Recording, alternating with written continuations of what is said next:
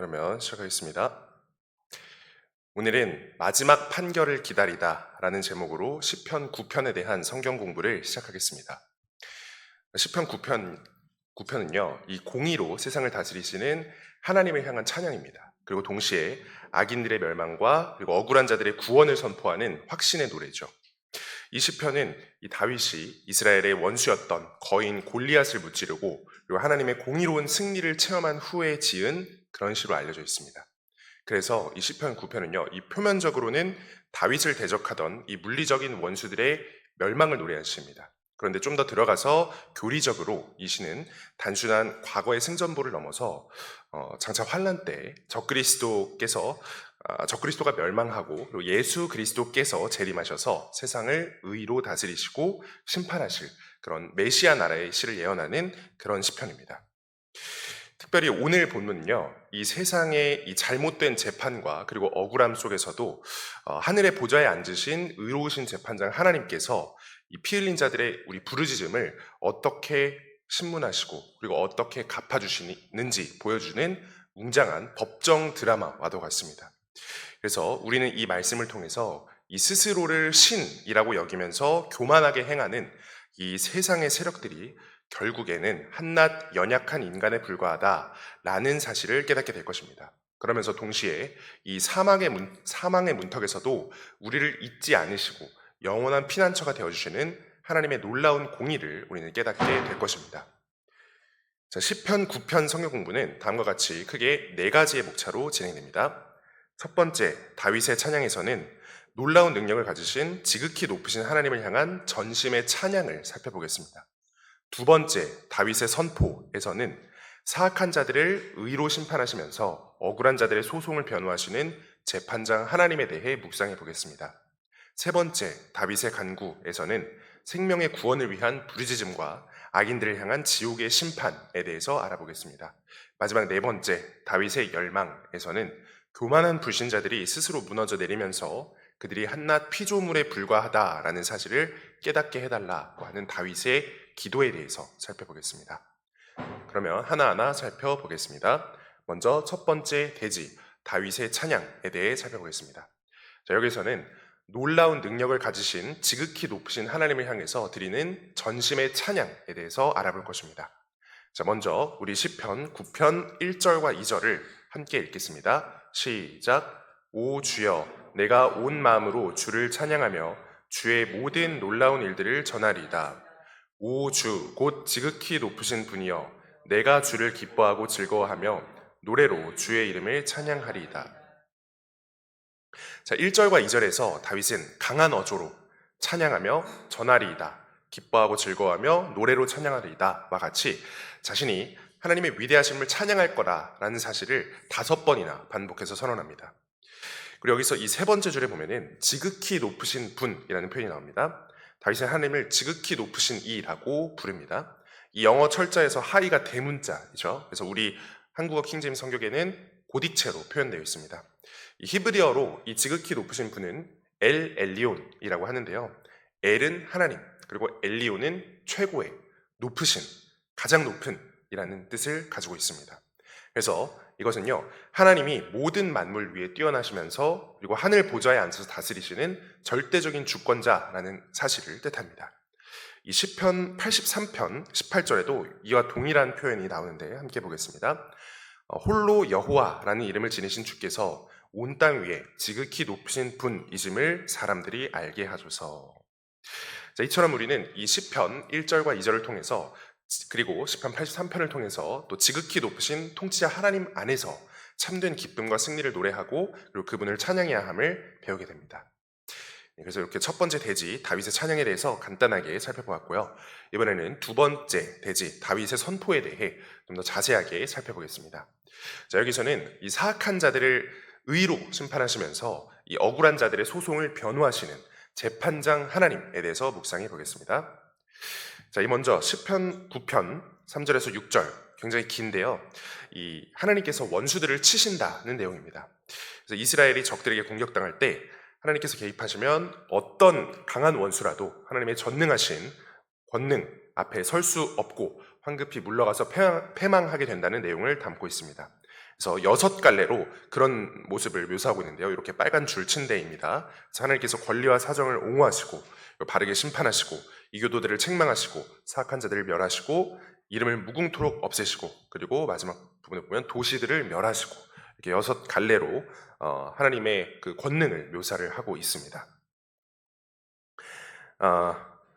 이 중에서 여기 이 세 번째 줄에 이름을 영원 무궁토록 없애셨다라는 표현과 그리고 마지막 부분에 기억들이 함께 사라졌다. 그리고 주께서는 영원히 계신다라는 표현에 대해서 조금 자세히 살펴보겠습니다. 이것은 기억과 그리고 망각, 잊혀짐에 관한 내용인데요.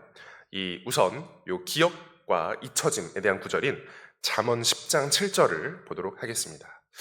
자, 의인을 기념하는 것은 복된 일이지만 사악한 자들의 이름은 썩으리라 라고 기록되어 있습니다. 그래서 의인은 이것처럼 기념되고 기억되지만 악인은 그리고 악인들이 쌓아올린 명성은 하나님의 심판 앞에서 파괴되어서 없어진다라는 내용을 이 잠언 말씀은 담고 있습니다. 그래서 이것과 관련해서 우리 구약 시대에 나오는 형벌에 대해서 하나 좀 이야기를 하자면요. 이 고대 로마에서 그리고 구약 시대에서 그리고 서양에서는 기록 말살형이라는 형벌이 있었습니다. 그래서 죄를 지은 사람에 대한 모든 기록을 지워버리고 그렇게 함으로써 그 존재를 역사에서 없애버리는, 역사에서 지워버리는 형벌이었죠. 그래서 시편 9편에서 악인들의 이름을 없애고 그들의 기억이 사라지게 하고 이것 또한 기록 말살형으로 볼 수 있습니다. 그래서 고대 로마보다 한참 앞선 구약 성경의 출애굽기에서도 이 하나님께서 기록 말살형을 내리시는 장면이 나오는데요. 바로 출애굽기 17장 14절입니다. 아말렉에 대한 기억을 지우시는 부분입니다. 주께서 모세에게 이르시되 이것을 책에 기록하여 기념물로 삼고 여호수아의 귀에 그것을 되풀이하여 말하라.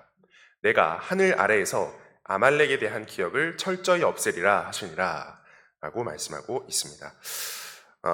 하나님께서 이교도인 아말렉에 대한 형벌을 내리시고 그리고 아말렉을 벌하실 때 이와 같은 기록 말살형을 내리시는 것을 살펴볼 수 있죠. 자, 하지만 이와 반대로요. 하나님에 대한 기억은 어떻게 될까요? 이 관련 구절이 시편의 다른 내용에 적혀 있습니다. 시편 102편 12절입니다. 그러나 오 주여 주께서는 영원히 계시며 주에 대한 기억은 모든 세대에 이르리이다 라고 말씀하고 있습니다. 이 앞서 보았듯이 하나님을 따르지 않는 사악한 자들의 이름과 기억은 기록 말살형을 당해서 영원히 잊혀질 것입니다. 그러나 반대로 하나님에 대한 기억은 또 하나님을 따르는 우리 성도에 대한 기억은 성도에 대한 이름 한 명 한 명은 영원히 잊혀지지 않고 존재하고 기억될 것임을 이 말씀이 이야기를 해주고 있습니다. 자, 그러면 이제 시편 9편 7절과 8절을 함께 읽도록 하겠습니다. 시작. 그러나 주께서는 영원히 계시리니 그분께서 심판을 위해 자신의 왕좌를 예비하셨도다. 그분께서 세상을 의로 심판하시며 올바름으로 백성들에게 판단의 공의를 베푸시리로다. 자, 이 구절은요, 첫 번째, 주께서는 영원히 계신다라는 우리 영원한 기억에 대한 말씀을 담고 있고요. 그리고 세 번째 줄 보면 하나님께서 세상을 의로 심판하신다라는 내용을 또 담고 있습니다.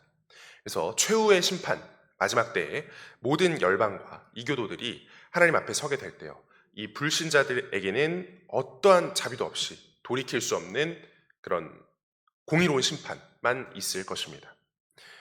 그렇죠? 심판에 대한 구절이죠. 그래서 심판에 대한 구절들 중에서 우리가 신약에서 이와 관련한 또 비슷한 구절을 하나 찾아보겠습니다. 바로 사도행전 17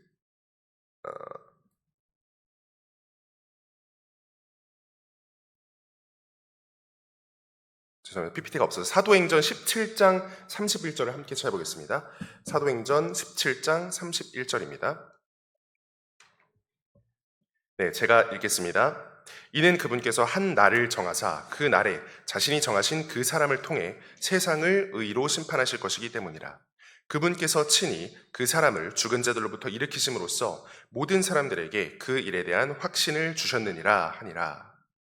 자, 여기서도 보면은 세상을 의로 심판하셨다라는 내용이 사도행전 17장 31절에도 그대로 나옵니다.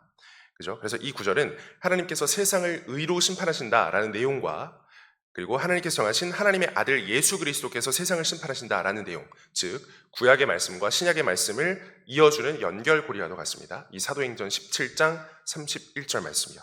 그렇죠? 그래서 예수님께서 아직 다시 오시지 않으셨다고 해서 우리는 하염없이 예수님의 심판을 마냥 기다리는 그런 존재들이 아니죠.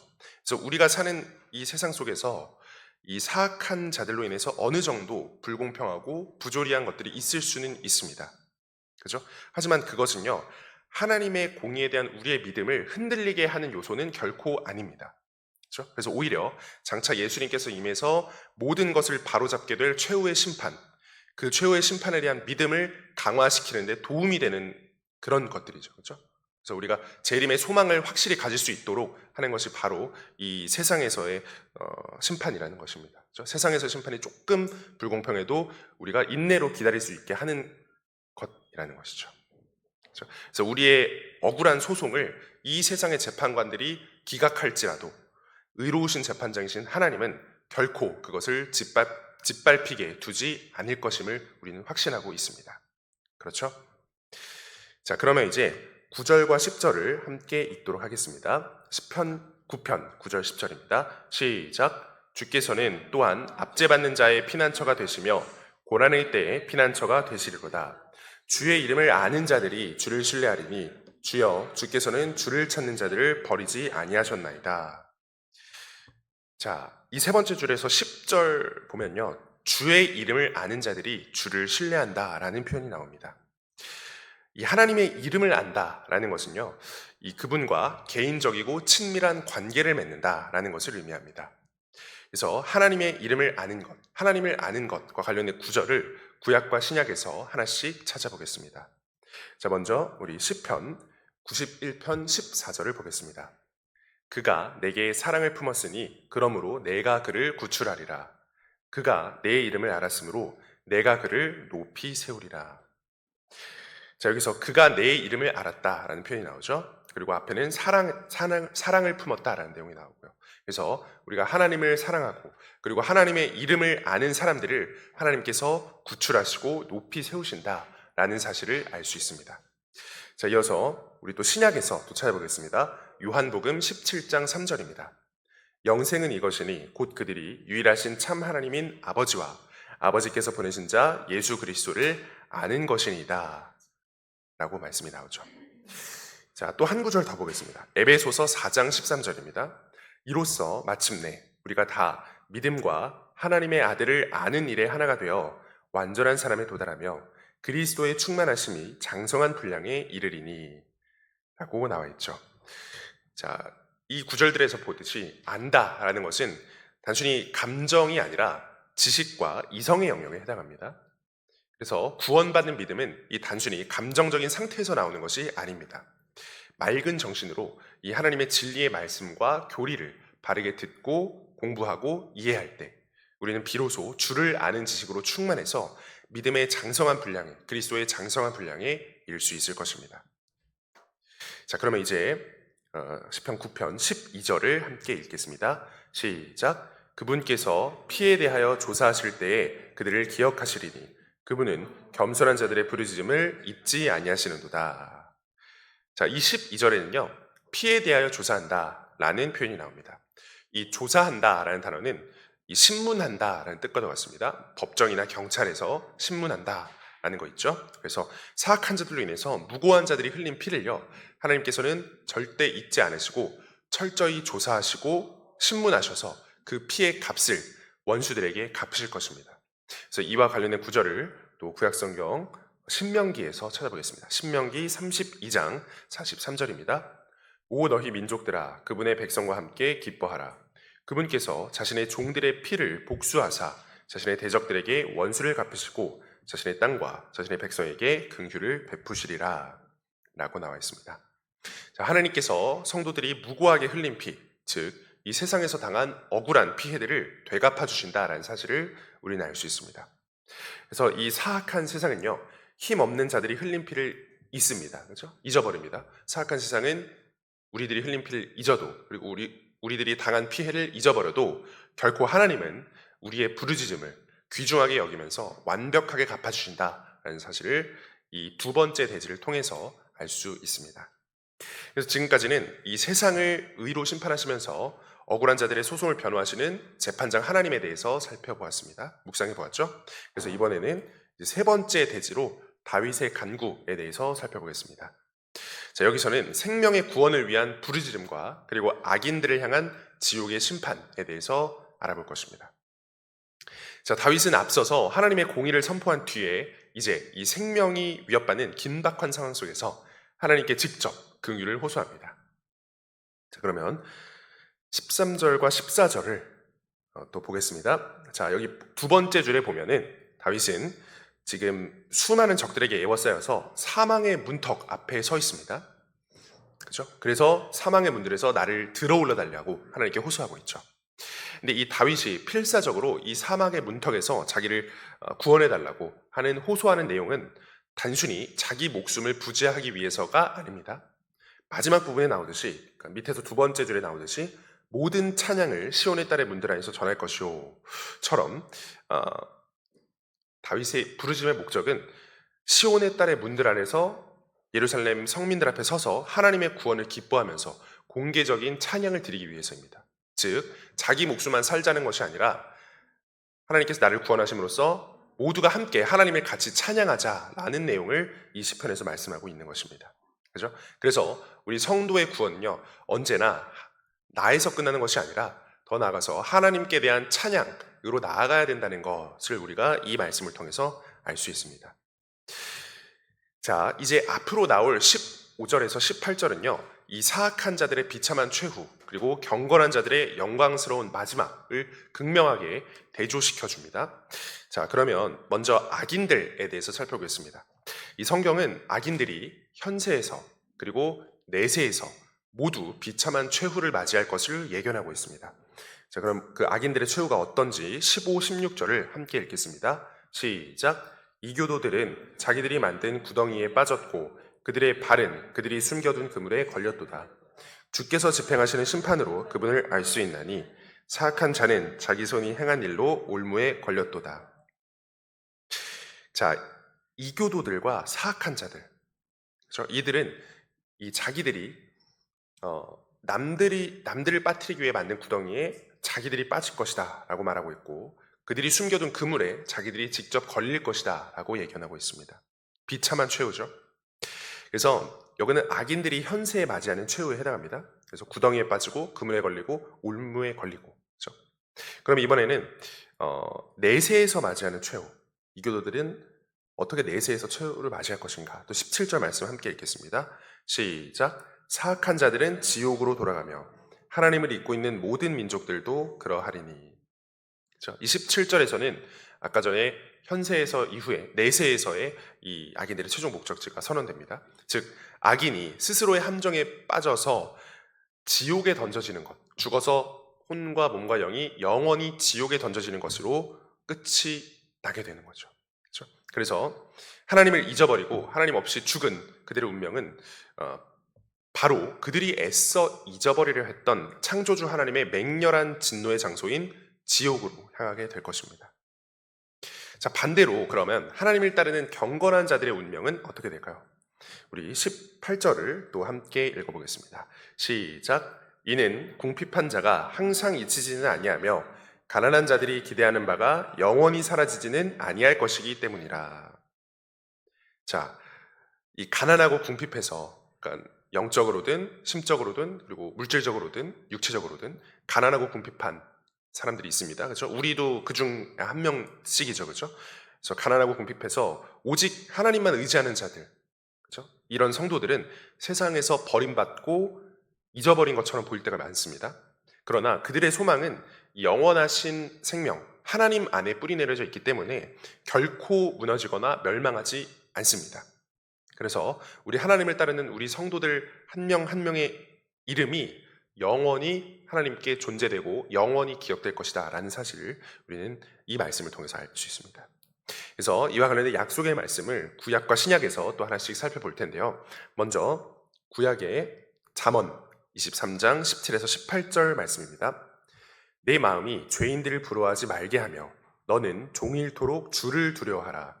이는 분명히 끝이 있고 내가 기대하는 것이 끊어지지 아니할 것이기 때문이라. 자, 세상에서는요, 이 사악한 자들이 잘 나가는 것처럼 보입니다.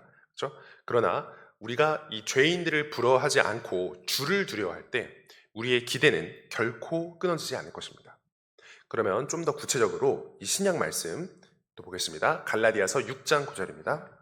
우리가 잘 행하는 가운데 지치지 말지니 우리가 기진하지 아니하면 정해진 때에 거두리라 라고 말씀하고 있죠. 그렇죠? 앞서 이 잠언에서 언급한 그 기대를 기다리고 응답받기 위해서는 우리가 주님 앞에서 잘 행하는 가운데 지치지 말아야 함을 보여주고 있습니다. 그래서 세상의 사악함 가운데서도 우리가 지치거나 기진하지 않고 끝까지 인내할 때 우리는 비로소 하나님께서 정하신 선한 타이밍에 하나님께서 정하신 선한 약속에 대한 응답을 받게 될 것입니다. 그래서 이렇게 세 번째 대지에 대해서 살펴봤습니다. 자, 그래서 지금까지는 생명의 구원을 위한 부르짖음과 그리고 악인들을 향한 지옥의 심판에 대해서 세 번째 대지를 통해서 알아보았고요. 그럼 이번에는 마지막으로 네 번째 대지 다윗의 열망에 대해서 살펴보겠습니다. 자, 여기서는 이 교만한 불신자들이 스스로 무너져 내리면서 그들이 한낱 피조물에 불과하다라는 사실을 알아볼 것이고요. 그리고 그것을 깨닫게 해달라라는 다윗의 기도에 대해서 살펴볼 것입니다. 자, 이 격정적인 시편의 이 절정에 도달한 다윗은요, 하나님의 직접적인 개입을 강력하게 지금 열망을 하고 있습니다. 자, 그래서 우리 19절을 먼저 함께 읽겠습니다. 준비, 시작. 오, 주여 일어나사 사람이 이기지 못하게 하시며 이교도들이 주의 눈앞에서 심판을 받게 하소서. 자, 이 악인들이 승리해서 세상을 집어삼키는 것처럼 보일 때가 있습니다.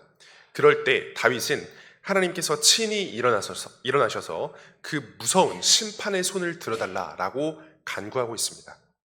피조물에 불과한 인간이 창조주 하나님을 결코 이길 수 없다는 사실을 드러내는 부르짖음입니다. 그래서 이런 호소가 우리 구약 성경의 역대기하에서도 나옵니다. 역대기하 14장 11절인데요. 이것도 PPT에 없기 때문에 좀 찾아서 읽겠습니다. 역대기하 14장 17절입니다.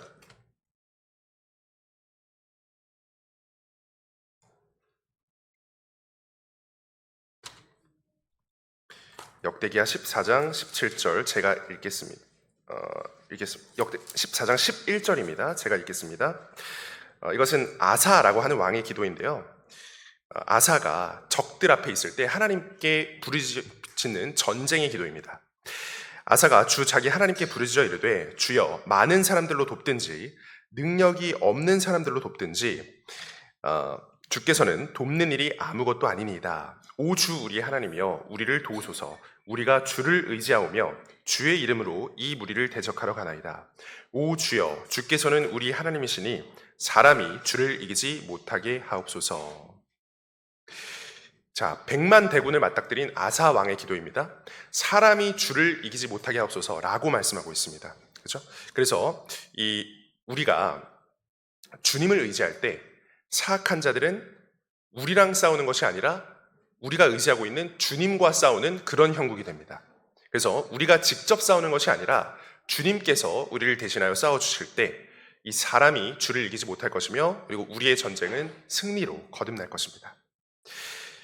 자, 그러면 이제 마지막 20절 함께 읽을 텐데요. 이 다윗의 위대한 열망은 20절의 최종 기도에서 끝맺어집니다. 자, 20절 함께 읽겠습니다. 시작. 오 주여 그들을 두려움 속에 버려두사 민족들이 자기들이 사람일 뿐인 줄 알게 하소서. 셀라. 세상의 권력자들 그리고 하나님을 대적하면서 교만하게 목을 세우는 사악한 자들은요, 마치 자신들이 무너지지 않을 신이라도 된 것처럼 착각합니다. 그래서 그들은 자신들의 권력과 재력과 군사력으로 영원히 승리할 줄 착각하고 있죠. 그러나 다윗은요, 그들에게 하나님의 압도적인 두려움이 임하게 해달라라고 구하고 있습니다. 그래서 이 다윗의 기도는요, 이 사악한 자들이 하나님 앞에서 철저히 무방비 상태인 존재, 곧 스스로 한낱 연약한 사람, 영어로 but man 일 뿐임을 깨달아야 한다라고 역설하고 있습니다. 그래서 이처럼 교만하고 사악한 자들에게는 사악한 자들에게 내리는 하나님의 진단을 구약에서 한 구절 찾아보겠습니다. 바로 에스겔서 28장 2절입니다. 제가 읽겠습니다. 내 마음이 높아졌으므로 내가 말하기를 나는 하나님이라. 내가 하나님의 자리 곧 바다들의 한가운데 앉아있다 하였도다. 그러나 내가 내 마음을 하나님의 마음같이 정할지라도 너는 사람이요 하나님이 아니니라. 자, 이 말씀에서 하나님은 자신이 하나님이라고 감히 교만하게 주장하는 두로의 통치자이자 사악한 마귀에게 준엄한 선고를 내리셨습니다. 아무리 위대한 나라의 통치자라도 왕이든 대통령이든 교황이든 혹은 이단의 교주이든 그들은 그저 한낱 연약한 사람에 불과할 뿐임을 우리는 이 말씀을 통해서 기억해야 할 것입니다. 자, 그렇게 해서 우리 네 가지 대지에 대해서 다 함께 살펴보았습니다. 그래서 오늘은 이 마지막 판결을 기다리다 라는 제목으로 시편 9편에 대한 성경 공부를 함께 해보았습니다. 시편 9편은요, 공의로 세상을 다스리시는 하나님을 향한 찬양이면서 동시에 악인들의 멸망과 억울한 자들의 구원을 선포하는 확신의 노래였습니다. 그래서 우리는 다음과 같이 이 네 가지 목차로 시편을 공부하면서 지극히 높으신 하나님에 대한 찬양, 사악한 자들을 의로 심판하시며 억울한 자들의 소송을 변호하시는 하나님, 그리고 악인들을 향한 지옥의 심판, 마지막으로 한낱 피조물에 불과한 사람의 존재에 대해서 묵상해 보았습니다. 자, 이제 오늘 말씀을 우리 삶에 적용해 보겠습니다. 우리가 살아가는 현실 속에서는요, 때때로 불공평해 보이는 일들이 많이 있습니다. 정직하게 믿음으로 살려는 성도들은 또 사망의 문턱에 서 있는 것처럼 고난을 당하고 억울함을 겪을 때가 있죠. 반대로 하나님을 잊어버린 사악한 자들은 승승장구하면서 자기들 마음대로 세상을 주무르는 것처럼 보입니다. 그러나 여러분, 이 세상에서의 재판이 부조리해 보인다고 해서 이 하나님을 향한 공의의 믿음이 흔들리는 것은 아닙니다. 역설적으로 이 불공평한 현실은요, 이 장차 최후의 심판관 예수님께서 임하셔서 모든 억울함을 펴고 공의로 세상을 심판하실 마지막 판결에 대한 우리의 믿음을 더욱 강하게 만들어주는 기폭제와도 같다는 사실을 여러분 기억하기 바랍니다. 자, 이제 다가오는 3월도 고난 속에서 우리의 피난처 되시는 주님만을 신뢰하고 기다리기를 원합니다. 그래서 교만한 세상 앞에서 위축되지 말고 그저 그들이 한낱 사람일 뿐임을 기억하면서 이 담대히 나아가기를 원합니다. 그래서 마침내 마지막 판결의 날에 가장 의로운 재판장 되시는 이 예수 그리스도로 말미암아 영원한 승리를 누리시는 모든 성도님들이 되기를 바라면서 오늘 시편 성경 공부를 마치겠습니다. 감사합니다.